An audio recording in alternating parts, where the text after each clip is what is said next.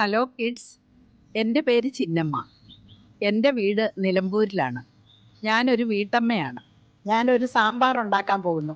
പക്ഷേ പച്ചക്കറി തീർന്നു പോയി. സത്യം പറഞ്ഞാൽ സാമ്പാർ ഉണ്ടാക്കുന്നത് ഒരു കലയാണ്.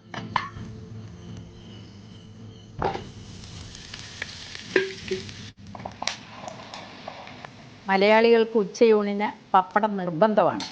മഴ, ചോറ്, സാമ്പാർ, പപ്പടം. ആഹാ, അന്തസ്. ഇതാ മോളെ, കഴിക്കി.